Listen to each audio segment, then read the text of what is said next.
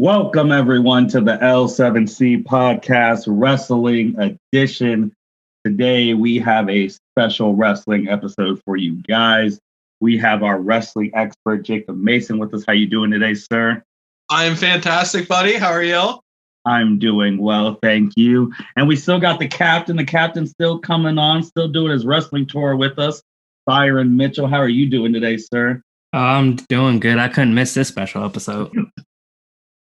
So our last episode was the Wrestlemania recap, and it's been a couple weeks, but there was this thing that flew underneath our radars that we weren't able to talk about, and we're going to talk about that today. We're going to talk about maybe the worst list WWE's ever put together, the WWE's 50 Greatest Women's Superstars. So we're definitely going to hit on that, and then we are going to talk about the releases that happened right after WrestleMania, and we have a lot to say about that, especially in regards to who just showed up on Monday and who is without a contract right now. So this is going to be an episode for you guys. So just sit back, relax, and let's get into it.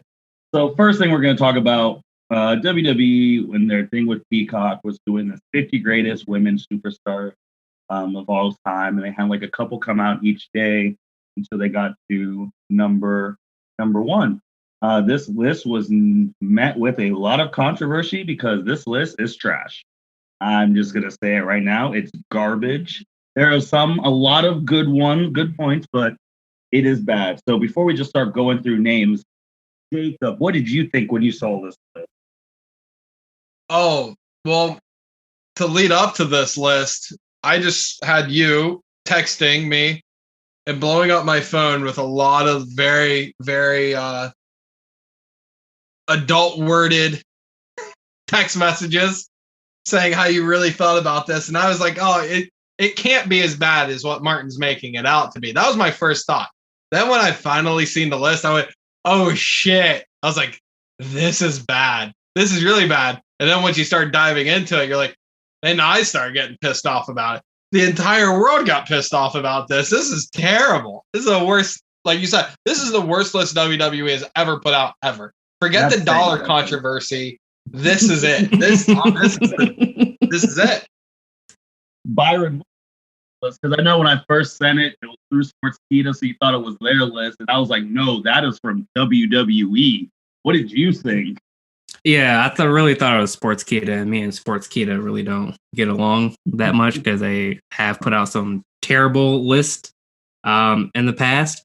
So when you first sent it, I was like, it's just Sportskeeda, so I'm not going to look at it. Then when you said, oh, it's WWE, I was like, oh, I got to look at this. So I looked at it, and I was like, yeah, this list is trash. Like, the way they have ranked people is just, it's atrocious. Yeah, it's bad. So we're just gonna dive. We're just gonna dive from the bottom and work our way up a little bit. I know, especially in the top 10, Jacob has a huge gripe with someone in there. So I'll definitely. Me too. You do too. I think we all do. Fair. I just know there's one particular lady you're just like, how the hell is she this low and not in the top 5 or 3? That's nonsense. So I'm gonna start. Number 50, they had Toni Storm, who was a former NXT UK champ. And I was like, okay, if Toni Storm's 50, that's okay. But then you have 49 Kaitlyn was the main rival for AJ Lee in that time. I'm like, all right. Mm-hmm. Kaylee Ray, who's like on a historic NXT Women's UK championship. I'm like, I'm okay. I was like, all right. Then it starts getting bad. Yes. Number 47 is Sonya Deville. That makes no sense. No titles, right? No major wins, and the 3 people behind her have titles. Yes. Don't get that at all. She had one WrestleMania, I guess, big match against like Mandy and all that, and she wasn't even the one who won. Right. So that's when I started getting a little red flaggy there. And the fact that Sonya was on this list and Mandy Rose is not on this list, and you can say Mandy's accomplished more in WWE than Sonya, and she's not even on the freaking list. So that was the first start. And then you see Shotzi Blackheart, who I'm like, well, at this point when this list was made, she wasn't even a tag team champ. So I'm like, the girl with a tank is higher than 3 former champions. Well, no, she was, according to this list, because I have a picture where they have the accomplishments up. When this list was sent out, she actually was NXT Women's Tag Team Champion. Okay. And she was NXT Breakout Star of the Year for 2020. That one doesn't count. I'm just saying. That's what they have down for her accomplishments. So tag team, that must have recently happened then. That was big. And then you go to 45 was like Kelly. 44, which, I mean, this is Jacob and Byron. You guys love her. I like her too. Candice LeRae. Is that a little bit too low or too high for? It's so high. It's high. Shouldn't even be on the list. Yeah, I agree. I mean, listen, I'm a massive Candice LeRae fan. Massive. Why the hell is she on this list? And how is she higher than? I mean, maybe it's because they started off with 3 champions right off the rip. So you're starting off with 3 champions. Theoretically, it should only build from there, right? Yeah. Right. That makes sense. Common sense. That's the problem here. Because you have Candice at that point has no titles except well, last night she won it. So hey, good job, Candice. What? Just why? It makes no sense. She shouldn't be on the list. She hasn't done shit except lose. No offense, but that's just the way it is. True. That's true. Well, she won at War Games. Bro, nah, man. I'm just saying. But I'm so hot about Kaylee Ray actually being 48 and like these people being above her when she's like on Goldberg type, like Brock Lesnar championship reign level. Cause she's what? Yeah. Over like 500 days as champ? Yes. That in itself should put you over people who haven't won a title. And speaking of this, let's just get this out the way too. Eve Torres was number 40. I like Eve. Ember Moon was 41. I was like, yeah. Again, like Jacob said, the fact that you started with 3 former champs, I was like, yeah, that's a tough start. Maybe if they would have started with Candice and then the 3 champs, maybe. But I feel like Kaylee Ray should have been higher. Ember Moon, she was a former champ. Obviously, she had the rivalry with Asuka and NXT put her on the map. I'm not saying she's going to be on there. But this is where I exploded on Jacob and sent a lot of 4-letter words. You want to talk about someone who shouldn't be on the list. Why is Lacey Evans ranked ahead of all of those champions? I don't understand this at all. Like, she's not even that good of a, in my opinion, she's not that good of a wrestler. Like, she hasn't really impressed me in her matches that she's had. She had that little rivalry with Becky Lynch after Becky Lynch, historically won at WrestleMania. And I don't think she was a good first opponent for Becky Lynch, but that's just me because I'm a big, huge Becky Lynch fan. But Lacey Evans shouldn't be this high on this list. I don't even know if she should be on the list because her only accomplishment, what did it say? Southern Belle? That was it? There was Southern Belle. She was competed in the first women's wrestling match in Saudi Arabia. She was the number 1 entrant in the 2019 Royal Rumble match. But, I mean... That's hold on. We're forgetting the biggest thing Lacey has done here. She had a relationship with Ric Flair. That's got to mean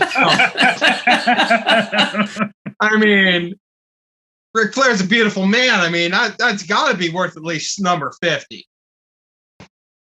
Make you alone with that, maybe, but she shouldn't be 37. Like, she's not better than Eve Torres. She ain't better than Ember Moon. For sure. She's better than Candice LeRae.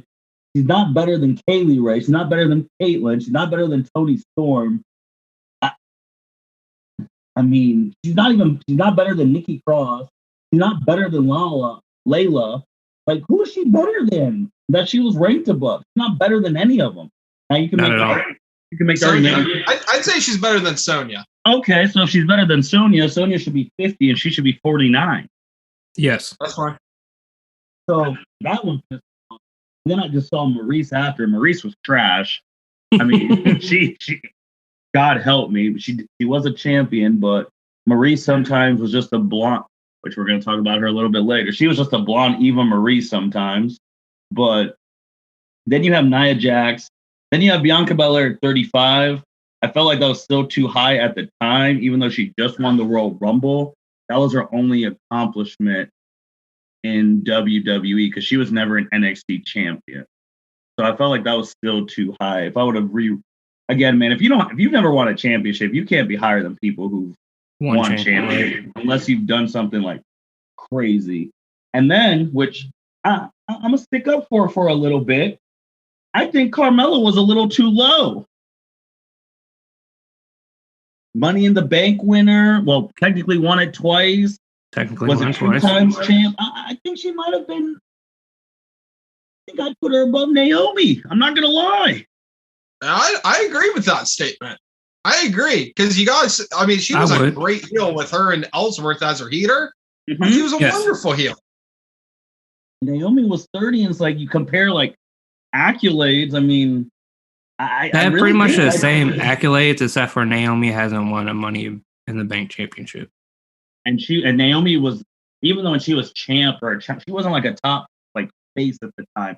Like Jacob said with James, Carmella was the heel on SmackDown. Yes. Like I would switch them. I'm not gonna lie.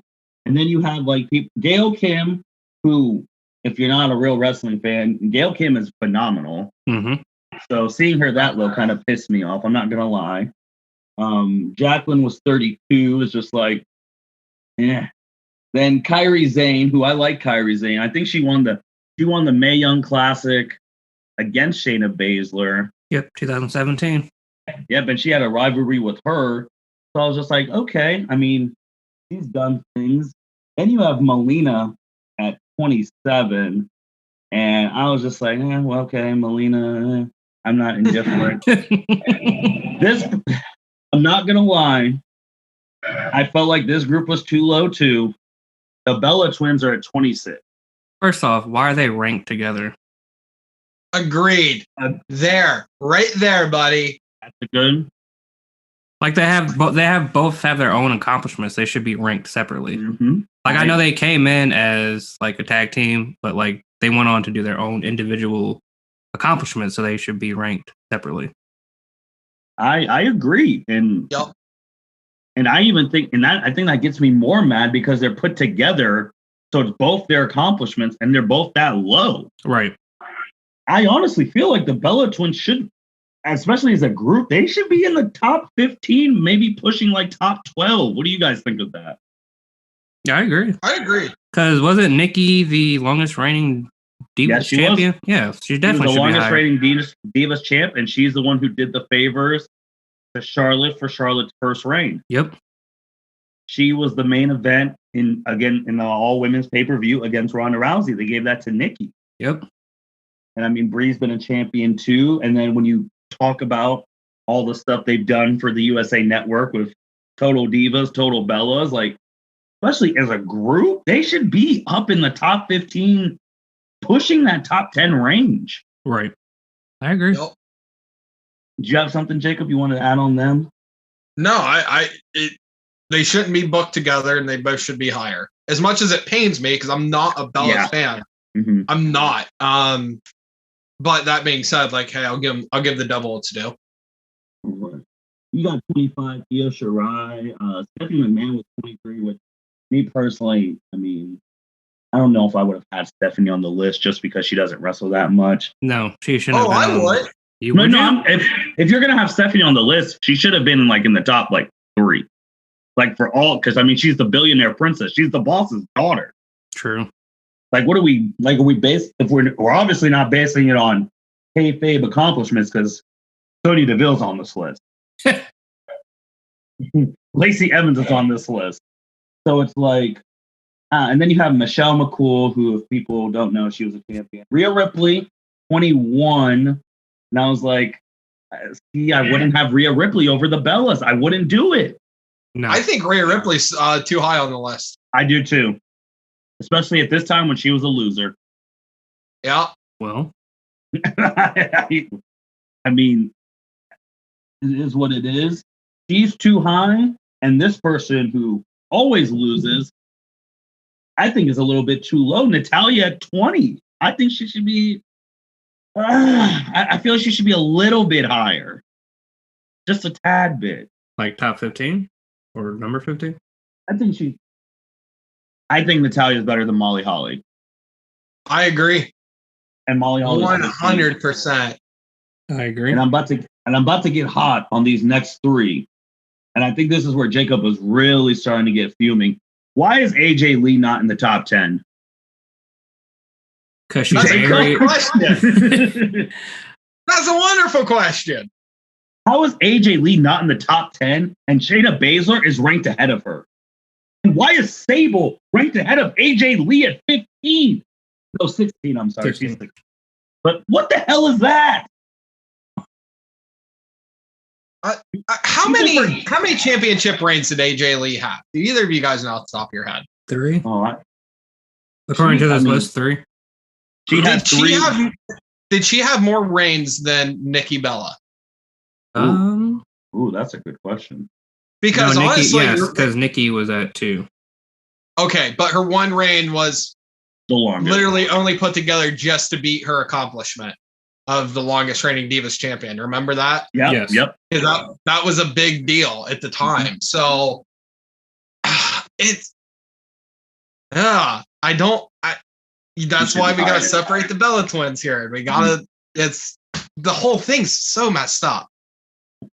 To be honest, if we separated, where do you think Brie would rank? Because Nikki would rank a lot higher than Brie. Probably low 40s. Yeah. I'd say like high 30s, low 40s. Yeah. And I don't like that. And if they want to talk about the cultural impact stuff, remember AJ Lee was the one on Twitter who said, give divas a chance. Yep. She started that whole movement. That was the one that started. I don't care what anyone else freaking says. Obviously, the 4 Horsewomen when they came up was the official start, but that tweet spurred everything that went viral. Everyone was talking about it.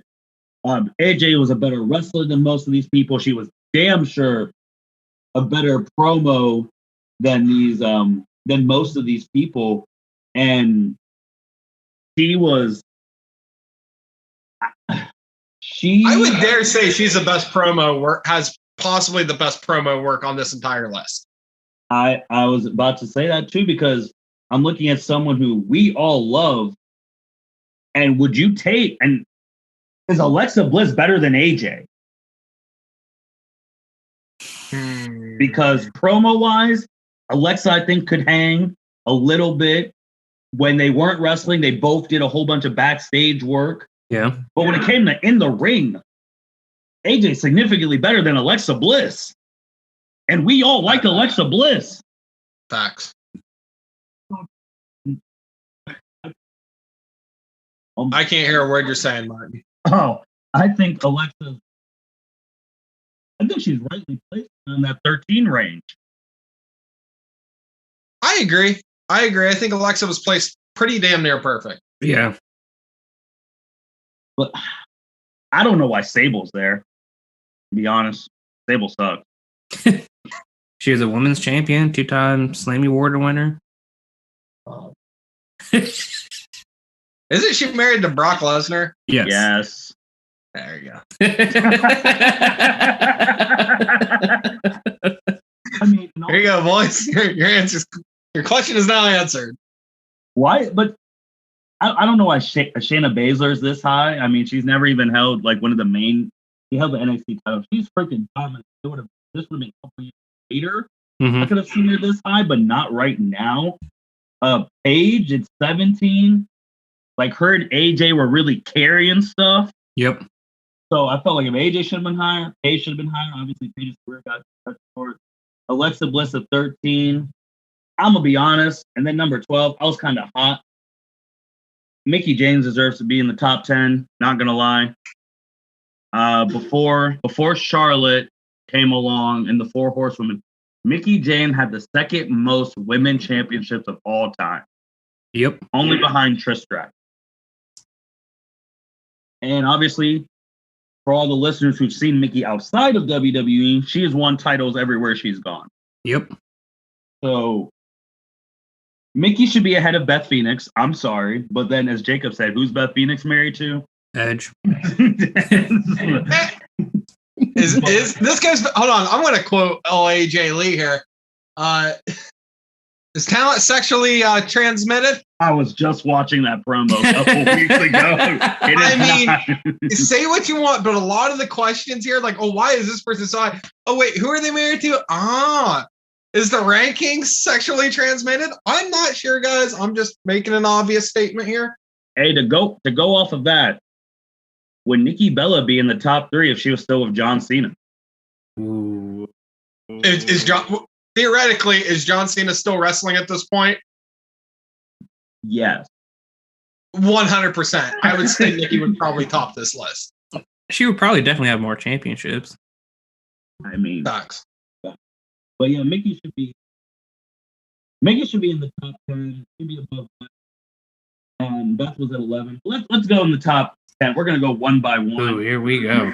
This is where we're all right. So number 10 is Bayley. Question: are we okay with Bayley being in the top 10, or should she be like around 11 to 12? Obviously, we know her accomplishments, but is she that much better than Mickie James, prime AJ, and Alexa Bliss? Like, I'll start with Byron. How do you feel? Should she be in the top 10? I think she deserves to be in the top 10 based on her accomplishments in NXT and recently as a SmackDown Women's Champion. I would say she deserves to be in the top 10. Okay. Jacob? Yeah, I'm going to say she deserves to be in the top 10. Okay.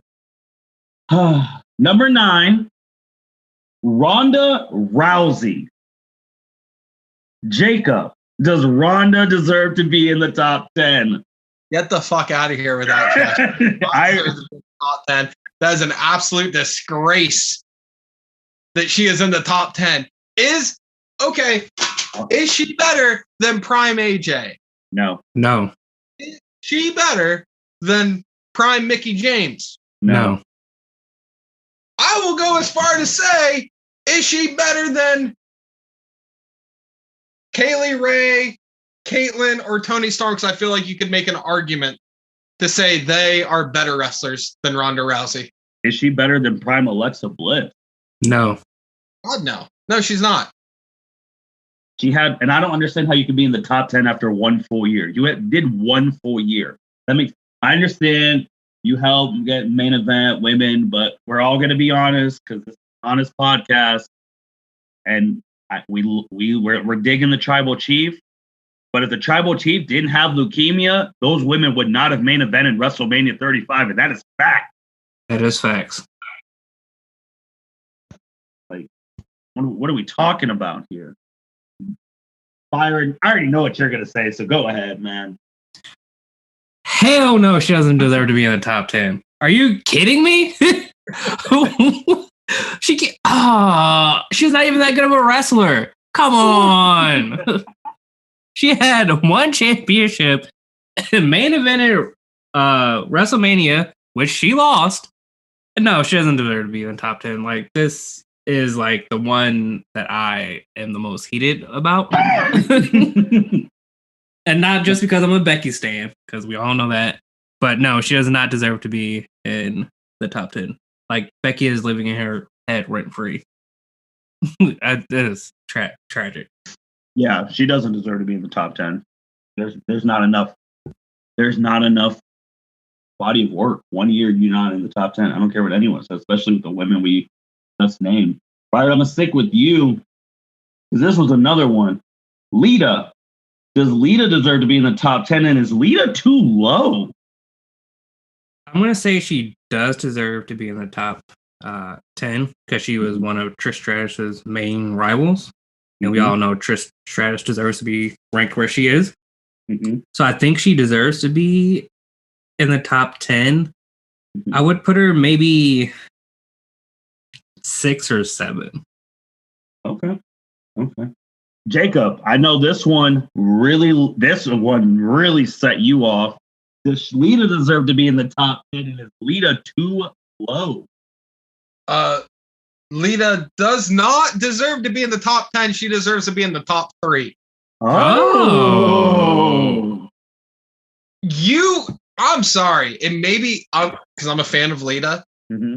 I think you can make the argument you could have the debate of Trish and Lita of who was, in my opinion, who was the best. Mm-hmm. Because I mean, I know when I was a kid, Lita came out there, hell yeah, let's go. I mean, the crowd pop you would get for Lita was so massive. It was bigger than what a lot of the guys were getting at the time when prime Lita.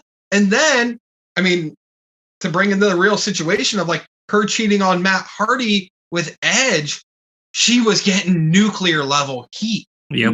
I mean, the only other women's wrestler that I can think of that got even close to that level of heat was Vicky Guerrero in her prime. And Vicky Guerrero's not even on this list. We'll get into that in a bit here, boys. But no, Lita is way too low.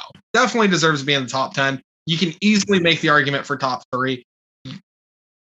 And that's my take, though. That's my humble opinion. It could be wrong. I don't know. I agree. I do agree that she should be higher. I definitely think she is better than the next person. Number 7, Alundra Blaze. I know obviously she had the iconic moment with putting the championship in the trash can. That's going to play forever. But I think Lita is better than her, and I think her career, I do think she should definitely be around the top 3 to 5. Looking at the top 5, I agree. Alundra Blaze, Jacob, do you think she should be in the top 10? Get the fuck out of here. This is the other top 10 one that infuriates me. Mm-hmm. I'm like, why? I'm sorry. Alundra Blaze is known for 2 things in this world. 2. 1, taking the title on the WCW and throwing it in the trash, which, I'm sorry. If I'm WWE, I might not hold the biggest of grudges, but I'm certainly not going to forget that shit. Mm-hmm. You're going to take my title and throw it in the trash? Kiss my ass. You're not going to be on top 10. She doesn't deserve to be in the top 10, mind you. Mm-hmm. But you're going to let that happen? So she's known for that and driving a monster truck. That's it. It's the only things I know about Alundra Blaze. You drive a monster truck and you threw a title in a trash can. That might prove how white trash I am, by the way.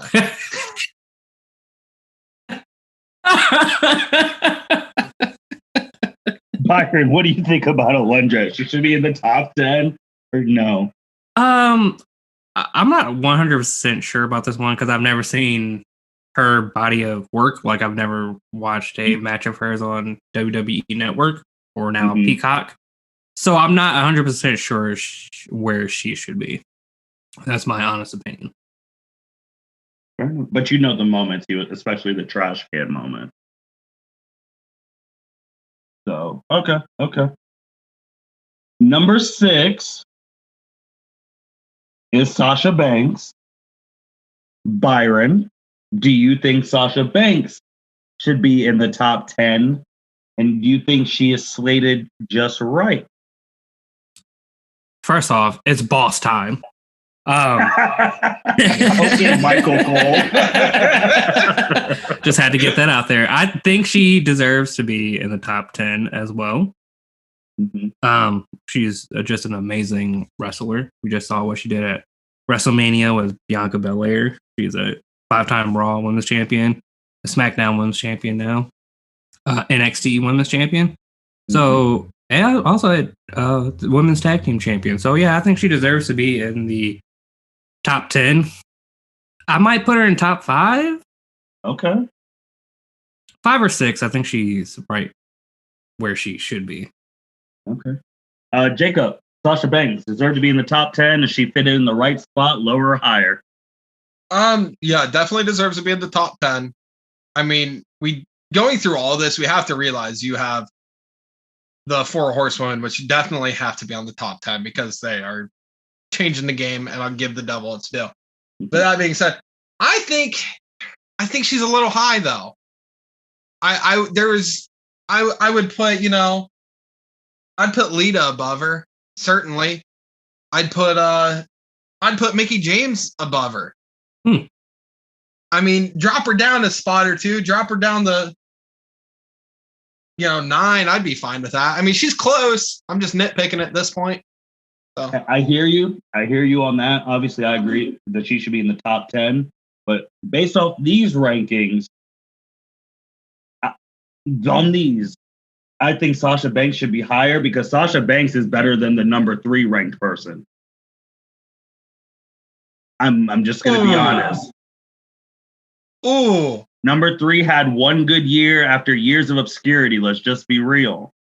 And we'll get to 3 because that's what got Byron hot, because number 3 was the one who was taking all of the hate. But we'll get to 3. I'm going to start with this one. Asuka, she deserves to be in the top 10. I'm not going to lie. She deserves to be in the top 3 and 4. And there's times where I think we talked about Lita. There are times where Asuka legitimately has claims to being the greatest women's wrestler of all time. Just going to say it. All the stuff she's done in America and Japan. If she claimed she was the greatest women's wrestler of all time, I wouldn't be mad. Just going to be honest. Jacob? Yeah, I mean, you could make the argument easily. That's a debate you could definitely have a lot of weight behind. Me personally, I think Asuka's pretty much perfect where she's at on this one. Okay. I mean, yeah, no, I think right there, that's perfect for her. Byron, what do you think about the Empress of Tomorrow? Right spot, higher, lower? Definitely deserves to be in the top 5. I probably will put her 3 or 4 because what she's done in WWE, NXT, what she's done overseas, she's just one of the most amazing wrestlers that we have. Sucks that she, didn't win her championship sooner because of Charlotte Flair, but hey, she definitely deserves to be in the top 5. Fair enough. Number 4, China. I mean, I don't think this goes without saying, Byron. He deserved to be in the top 10. Yes.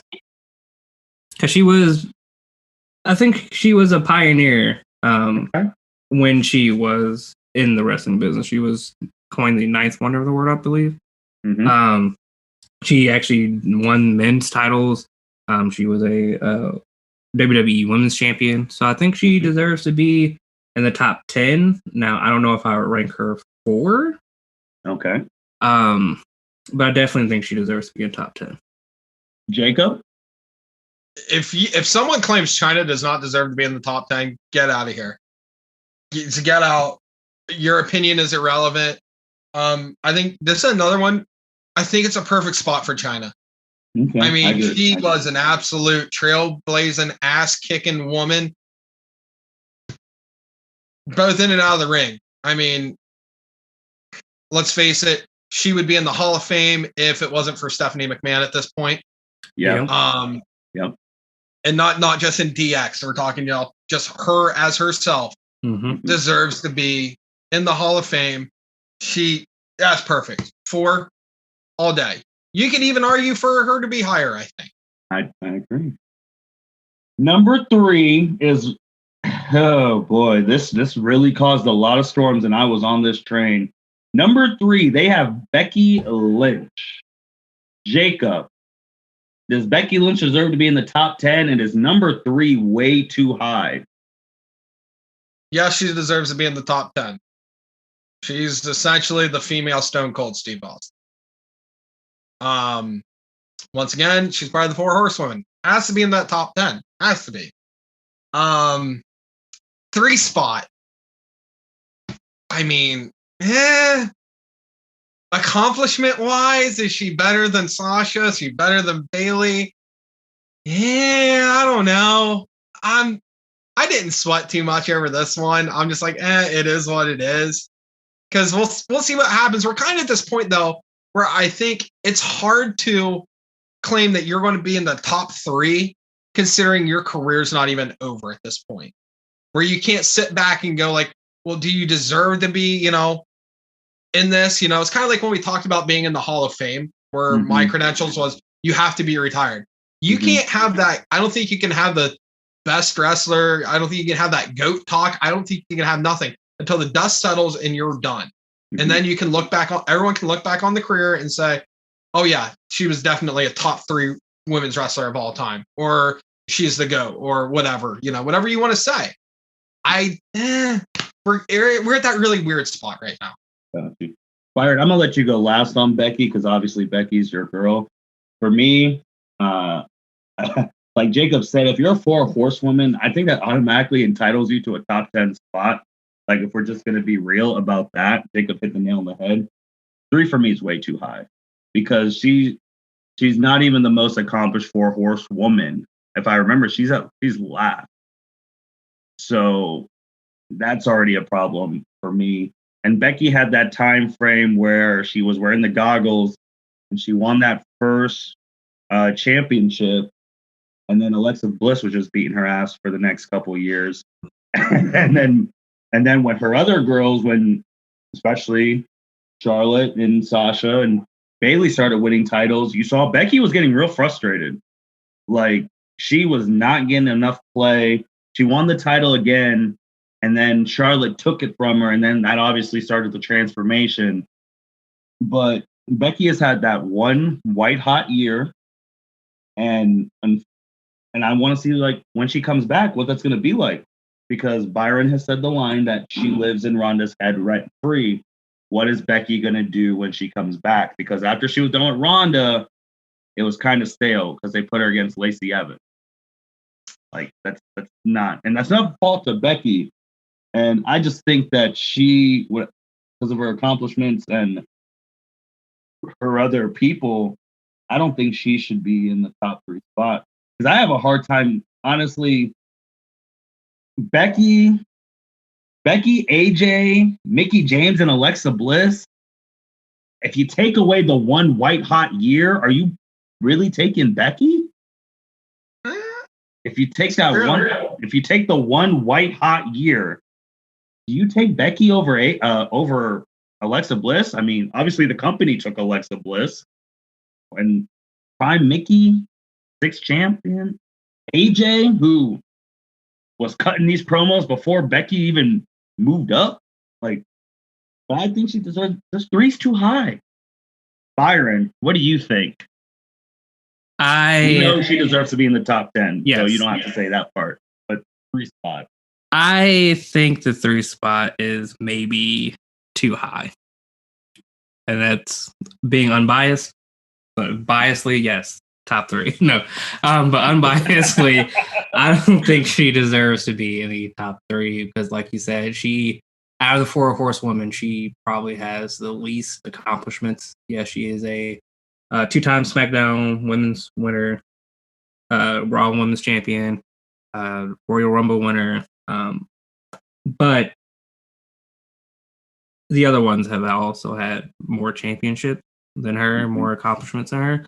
So out of the 4 horsewomen, she probably should be ranked lower than Sasha and Bayley. But yeah, definitely everyone said deserves to be top 10, probably in that 6, 7, 8 range. But definitely Bayley probably should be before her.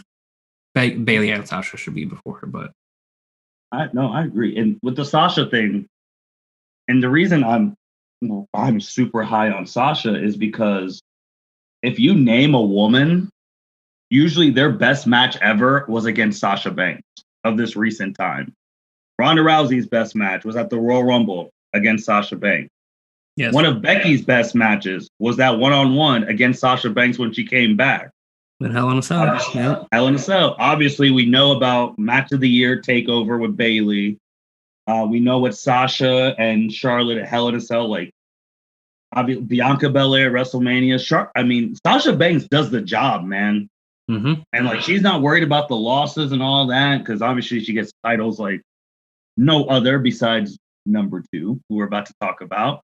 But that's why it's hard, especially with those 4 horsewomen. Like, and then you throw in like AJ and Mickie and Alexa Bliss. Like, I feel like those top 10, that's tough. But number 2, the Queen, her new nickname, the Opportunity, Charlotte Flair.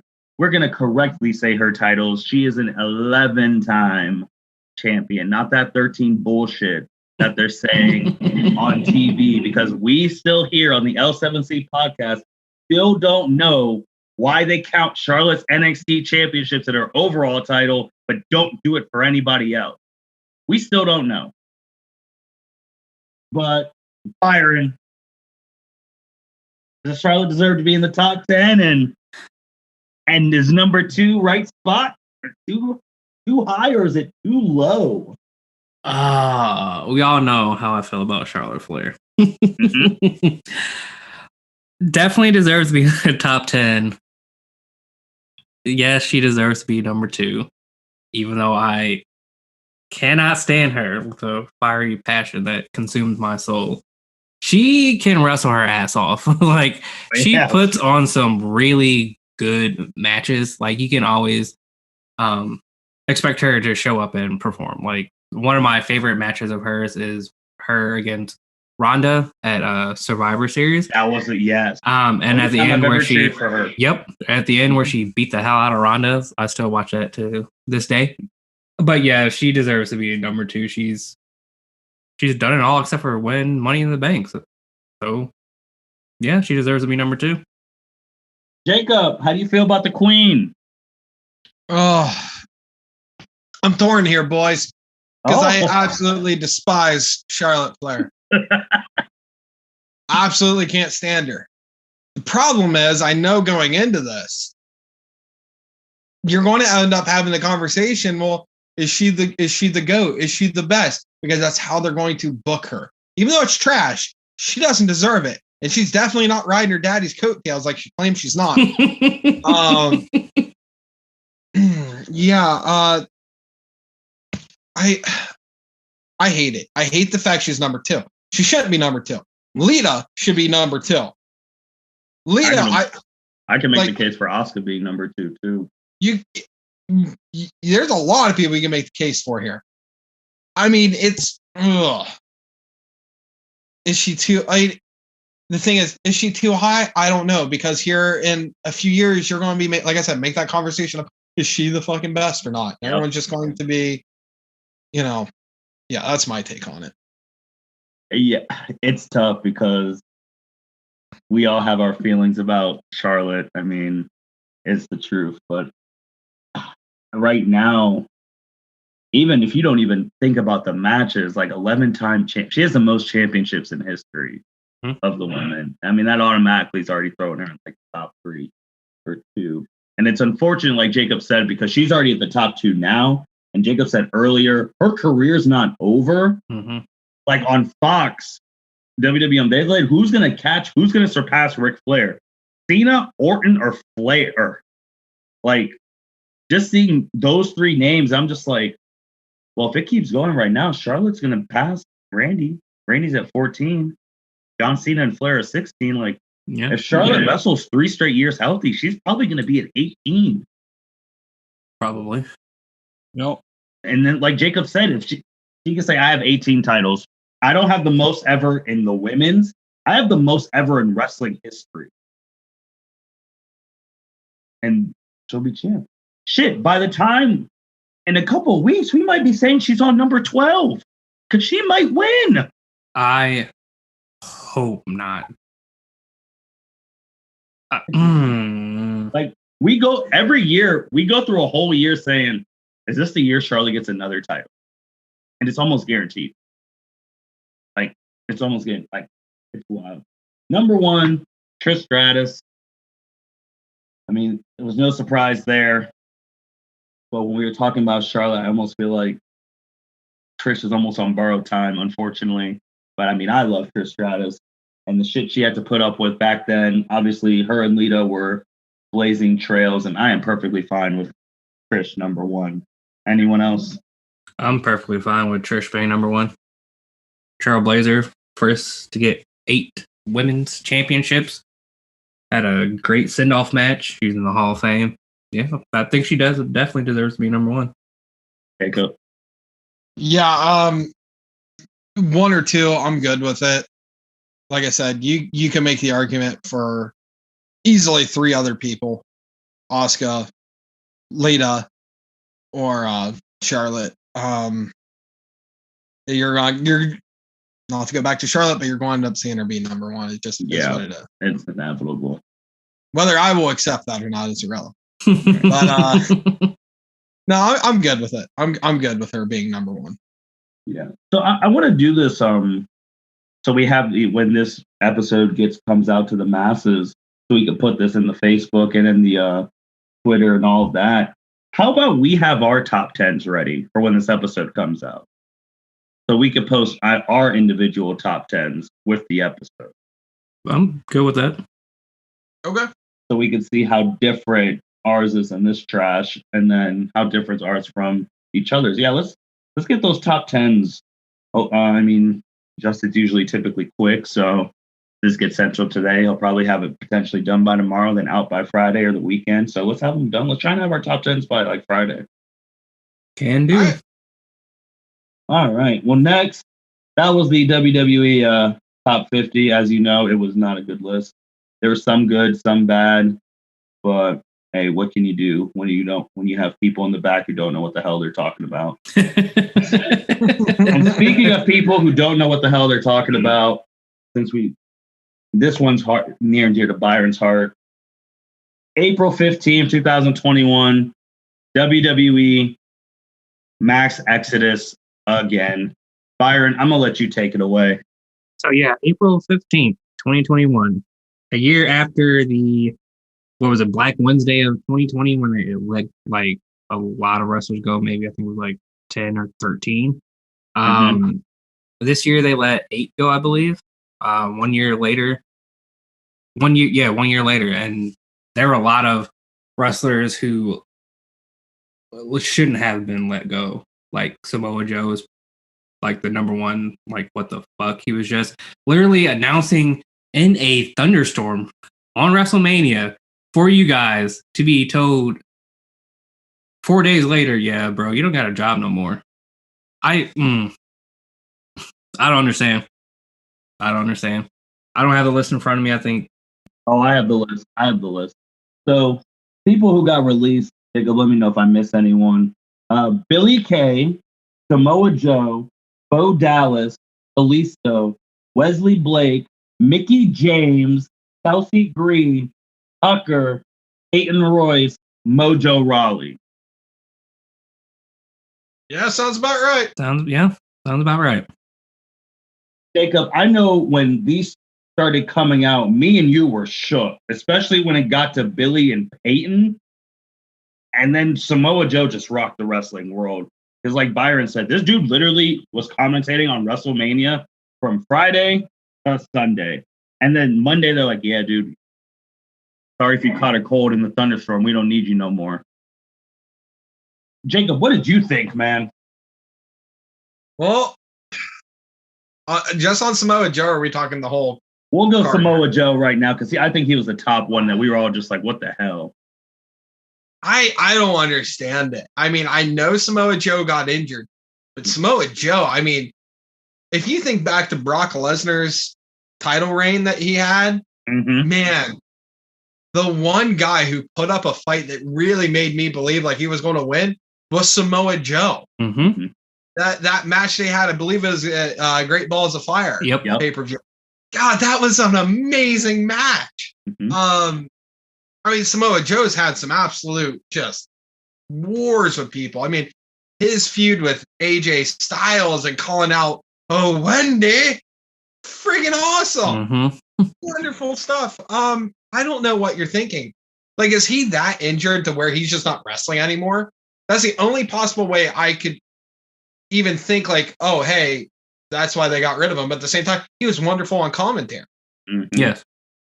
So I don't know. He was you could put him anywhere in the field. You can have him coach.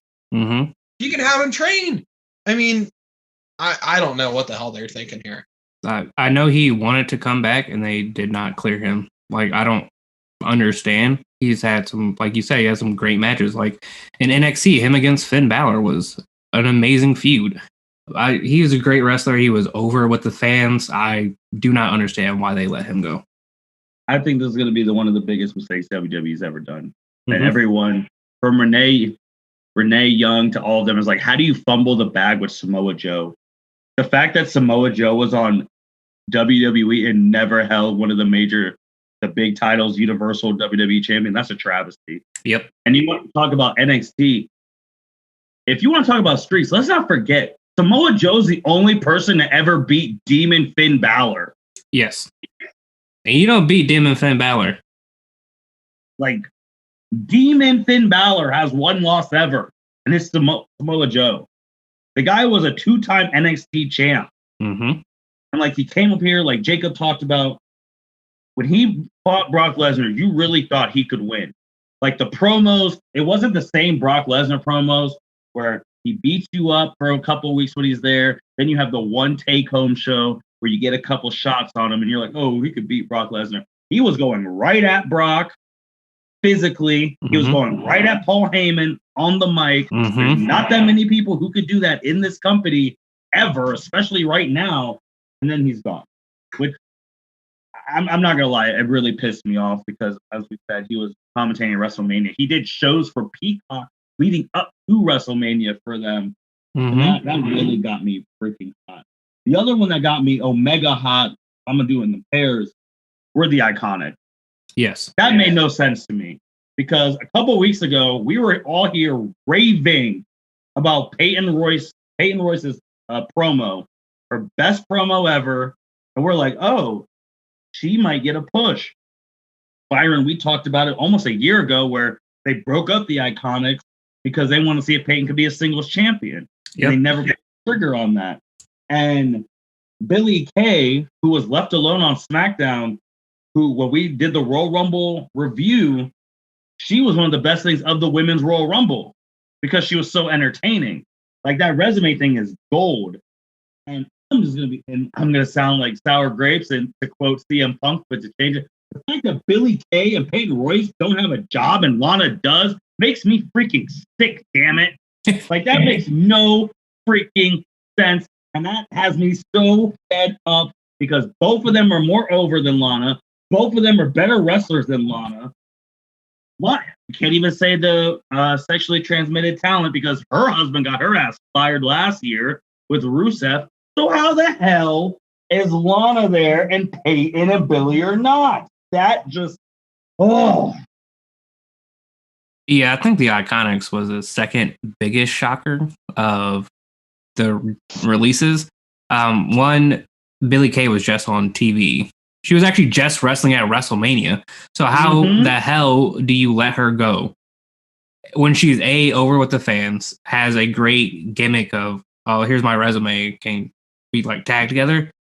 Absolute gold. She struck gold with that. And I don't know why they released her. It's dumb as hell. And then Peyton Royce had a fire promo. She had a good match against Asuka.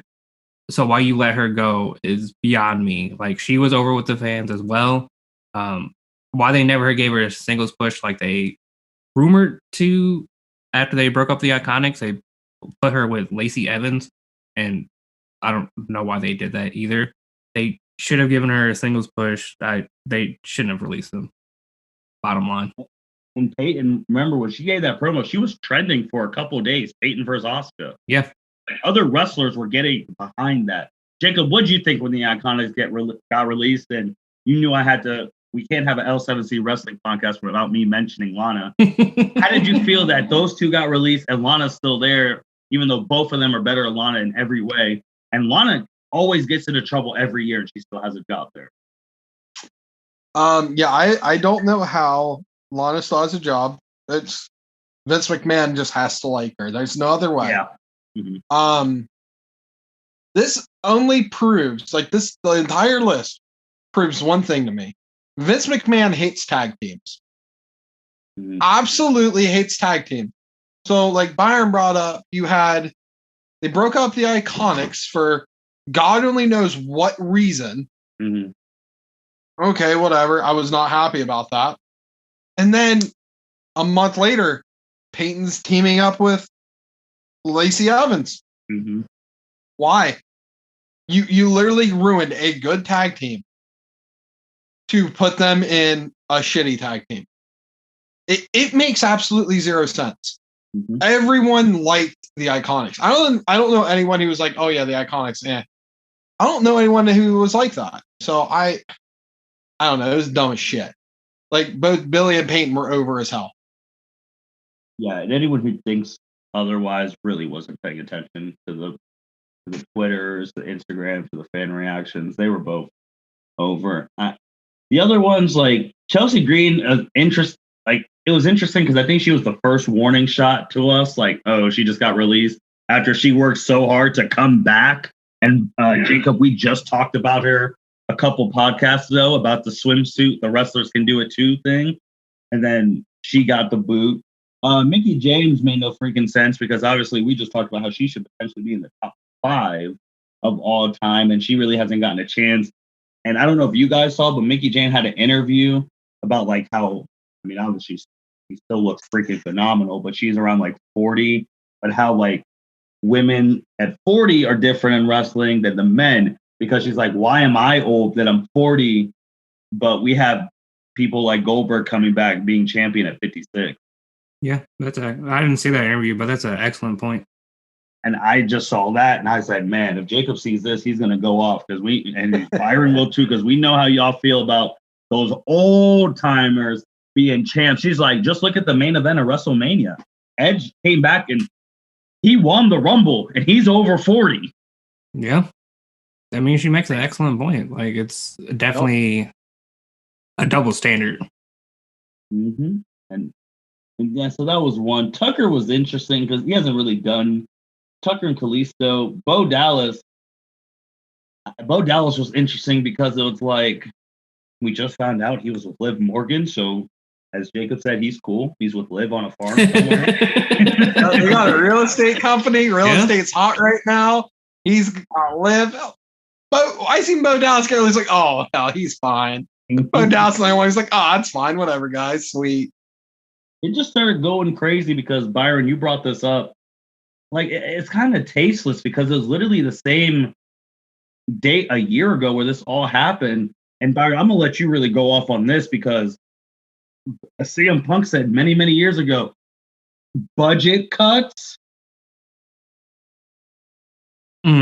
That pisses me off. Like, how do you fire a bunch of wrestlers for budgetary reasons when you literally just made a shit ton of money off of selling the WWE network to Peacock?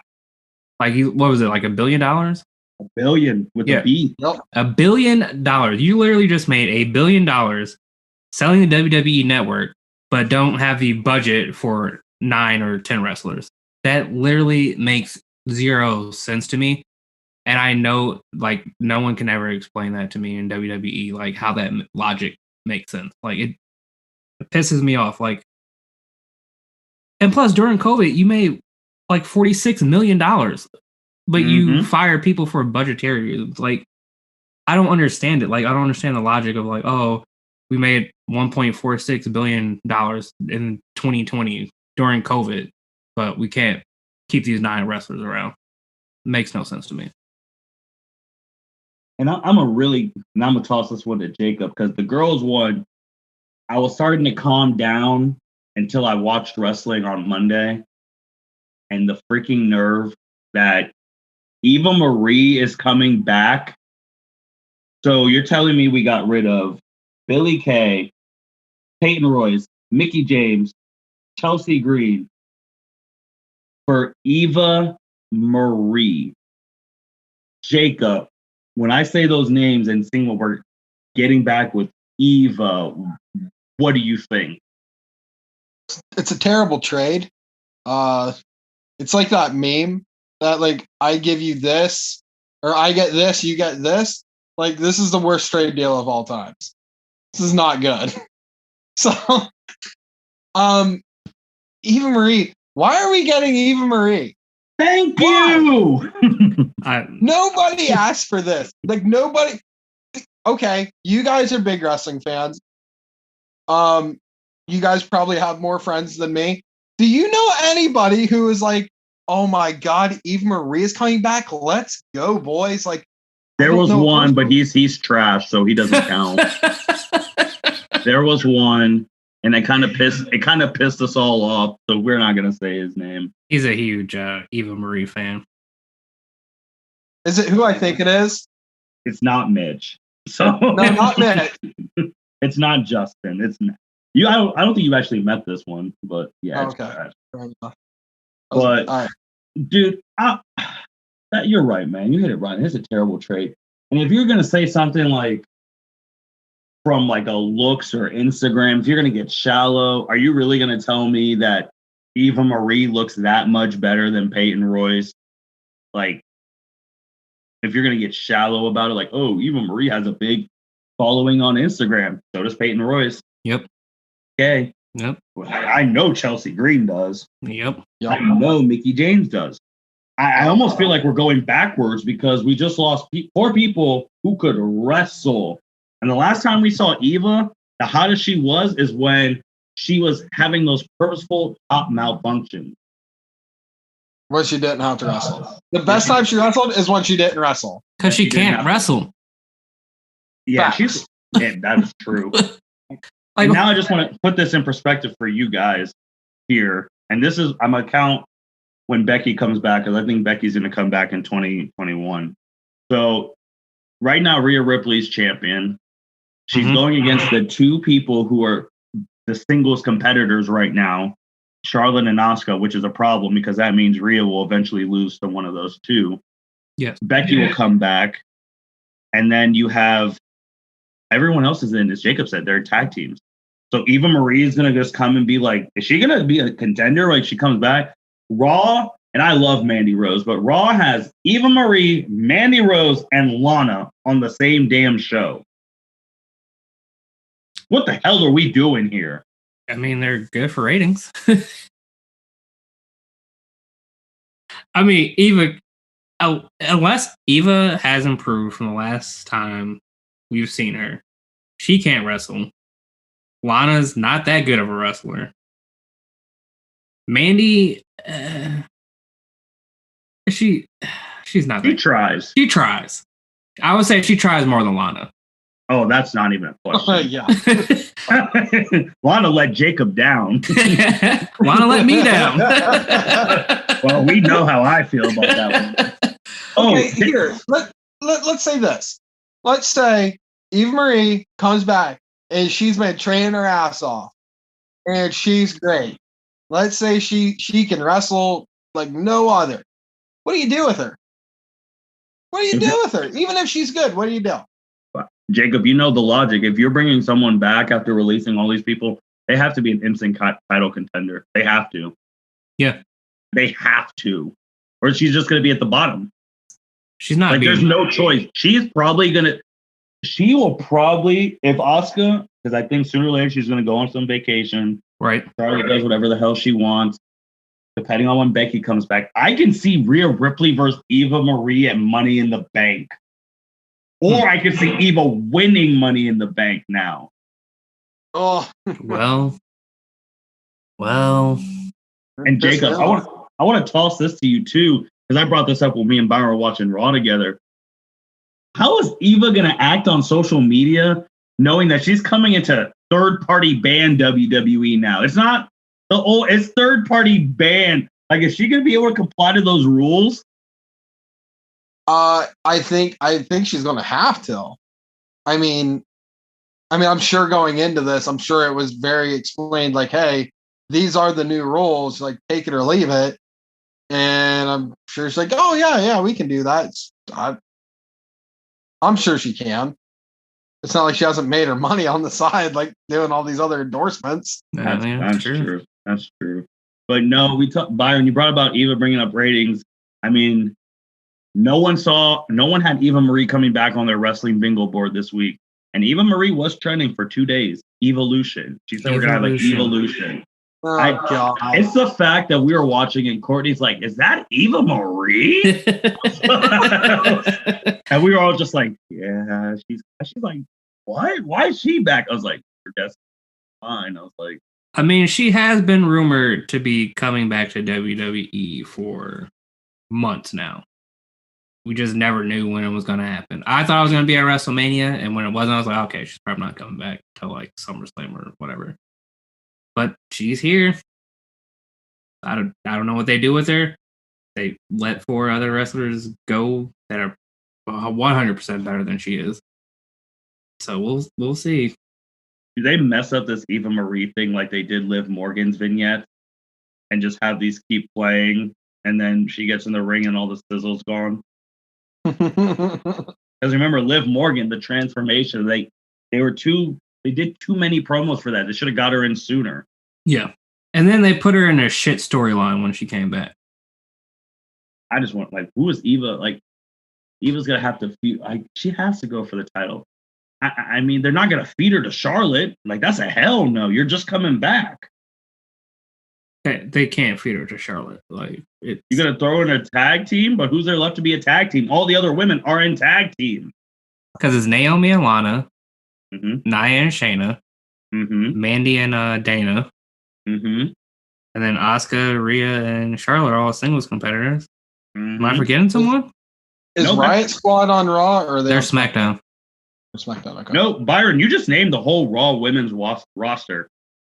And that's embarrassing. We let 4 go when we have tag teams on Raw, like no single competitors. Like they're eventually going to have to break up Nia and Shayna. Like when they do it, why they haven't done it yet, I don't know.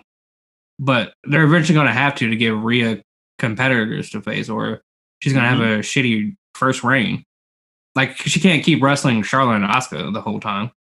No, because I can see WWE doing that. I mean, with the way WWE is going, probably. Like, I mean, how many Randy Orton and John Cena matches did we have to endure back in late 09? Yeah, even later than that. It was nonstop.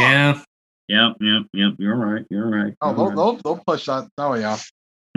Triple threats all year. Let's go. Triple threats all year. I don't.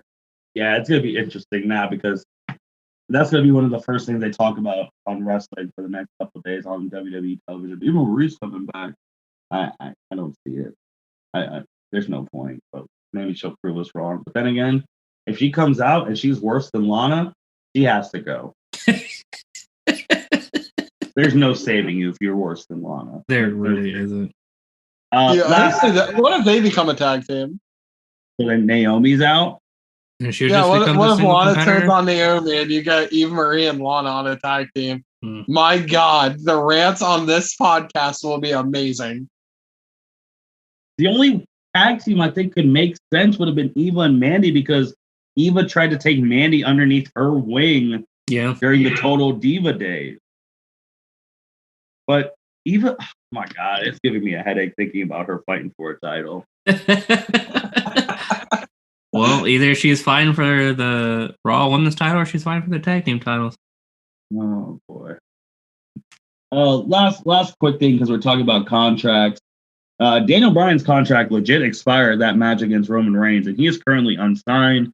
Jacob's already done the investigative work. They've already moved him to the alumni section in WWE, so that's what you really know. Oh. Yeah, you're unsigned. Does Daniel Bryan even want to re-sign? Like, does he just want to ride into the sunset and go be a dad and just go make total Bella money? Total Bella money, wow. I think, I don't know, because he did have that time with his family when he was injured. So does he have one last push in him? I don't know. I mean, I think he probably does because it's Daniel Bryan. He still puts on amazing matches like that. Triple threat match was really, really good. So he probably still has it in him. I don't know if he re-signs with WWE. I know. Maybe before WrestleMania, he said there are some wrestlers at NXT he wanted to wrestle. So maybe they re-sign him and move him to NXT. Not sure, but I think Jacob was the one who actually made me pick Daniel Bryan at the Rumble because his logic was great. That we were hearing that this was his last run. Yeah.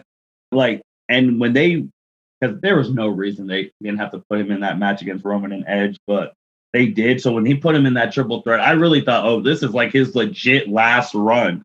So Jacob, what do you think about DB right now? Ooh. All right. So it actually kind of excites me that Daniel Bryan is out. So theoretically, he could re-sign. If he re-signs, he can go to NXT. You have easily 6 or 7 dream matches I could pick, just off the top of my head that I'd love to see him do in NXT. Or do we get what I think Daniel Bryan is going to end up doing? And besides be a hermit in his house in the Northwest, when he's not in Phoenix, I guess, making that Bella money. Is Daniel Bryan, I think he's going to become the indie guy, where he's not going to have a contract with anyone. He's going to, I'll wrestle here, I'll wrestle here, I'll wrestle here, I'll do exactly what I want. I'm only going to wrestle who I want, when I want, in the storylines that I want. So, could we see Daniel Bryan in, I don't know, New Japan? Could we get a Okada versus Daniel Bryan? Could we get a Jay White? Could we get a Tanahashi? The list goes on and on and on. Which, by the way, this brings back the American Dragon, Bryan Danielson, not Daniel Bryan, which would be awesome. And then, does he go to AEW? Do we get to see all those dream matches? Do we get Kenny Omega versus Daniel Bryan? Do we get the Belt Collector versus the American Dragon? My God, let's freaking go. I am so excited right now. So Daniel's going to get all the time off he wants, spend time with his kids, eat vegan food, do whatever the hell he wants. Wonderful. And we'll get good wrestling out of it. Because he's not going to CM Punk it and just do nothing. No, he's going to wrestle. He's just going to do it on his own time. No, he won't CM Punk it, and he won't go to like UFC or anything like that. I think both of you have some good points on that. We're talking about someone who, talking about NXT and someone who had we had that Bella money, but obviously he didn't need Bella money because he has 5 Knuckle Shuffle money. How'd y'all feel about Karrion Kross and John Cena going back and forth? That was interesting. I wanted to see it happen. Give me John Cena versus Karrion Kross.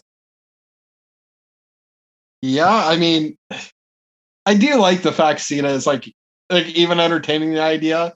And on his Instagram, I love where he never posts any. He just posts a photo, no captions, no nothing, just a photo, and it will set the world ablaze. I love it. It's great. I'm not gonna lie. When he posts his photos, I pay attention because like he was the one who I was like, oh, AJ Styles might debut at WWE soon because he just randomly posted a picture of AJ Styles before his debut at the Rumble. And then AJ Styles, like you're right, he never posts a caption on any. He just posts a wrestler's picture. my favorite John Cena Instagram post is when he was getting sued by Ford. So I posted like the Ford Pinto, the shittiest car they ever made on his Instagram. He's funny, man. But that's it, man. We really hit a long, especially that women's top 50 and these releases. We'll be back to our, God hoping. We already know as soon as we end this, something's crazy is going to happen tomorrow. It always happens after every wrestling podcast. We record, we're done. The next day, world's on fire. Actually, should we talk about Mark Carrano getting fired? Oh, yeah, because that was in line with the WWE that was also releases. Part of the releases.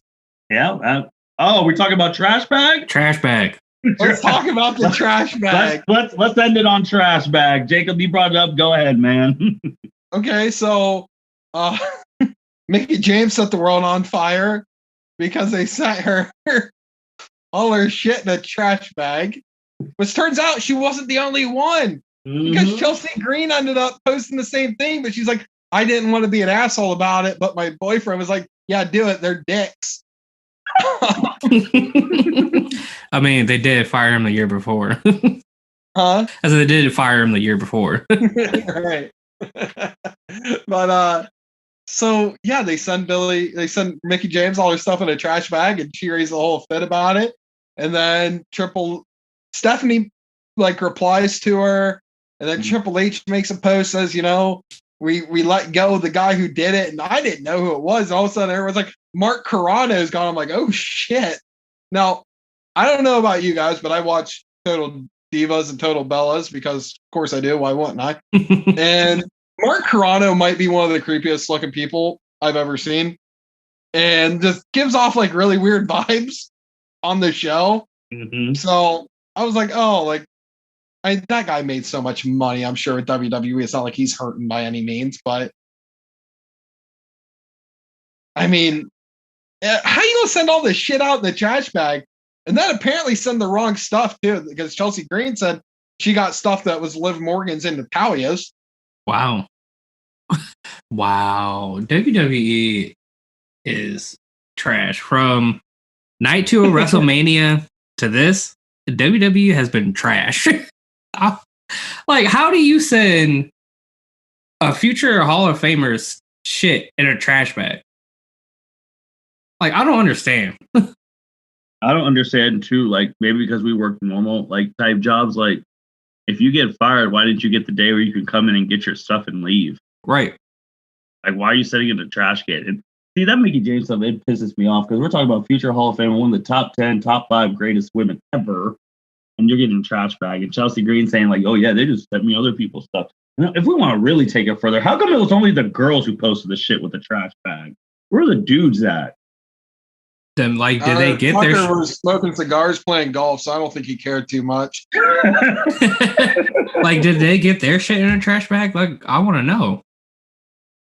Because that causes a whole other thing of issues. Right. But as Jacob said, Odu from Total Diva Total, he has problems. But yeah, man, that was terrible. That was a bad look. Bad look from WWE. Like, I don't even know if I guess now, because it's the 21st century, you have to tweet your apologies. But I hope they called them first before tweeting it. Like, hey, sorry about it. But then again, if I'm a released wrestler, am I taking your call? I don't know. I mean, I don't know. Well, since we just talked about trash bags, and then before it just made me start thinking of Lana again. So we are going to end on that note. Jacob, any last words? It sucks all these people got released, but let's be honest, we're going to see a lot of good wrestling on the indies in AEW because AEW is going to pick up a lot of them. Yeah. They have to get the Iconics immediately. Oh, they will, because I mean, what is it? Is it Peyton Royce's husband is that dickhead Sean Spears? So yeah. I don't like Sean Spears. The chairman. the Reaper, the guy who stole indie wrestlers' gimmicks. No, AEW is going to pick them up, no doubt. But I mean, all the other people, they'll be fine. Bo Dallas is great. Bo Dallas is probably just chilling. He's living his best life right now. I'm so happy for Bo Dallas. Jacob, I did forget before we go to Byron, the quote that you said out of all the stuff we were talking about this is that you wished Bray Wyatt was on that list to put him out of his misery. That hit me deep. Oh, yeah. Actually, I kind of forgot I said that. That one hit completely me honest. deep. Honestly, after WrestleMania, I had to take like a hiatus from wrestling for like the past 2 weeks. Essentially, I've seen like what's been happening, but like I had to take a hiatus because I am Bray Wyatt. I wish was on this list because at this point you can't save him, and I'm the leader of the cult. I'm the believer. I can't get behind the guy. Every time he rebuilds and he gets, you're like, oh shit, we're going to do it this time. He just let me down. Mm-hmm. But just put the rotundas on there, Vince, and be done with it. You got one, throw the other one on there. Be done with it. Yeah, that one. When you said that line, man, and when you messaged me, I was like, damn, I thought of Old Yeller. Like, yeah, just put him out of his misery and get him off this. Let him be free. God damn. It's true. Like, they have torn Bray Wyatt down so many times. Like, I'm surprised he hasn't quit yet. Oh, Byron, you got any? Yeah, that's true. Yeah.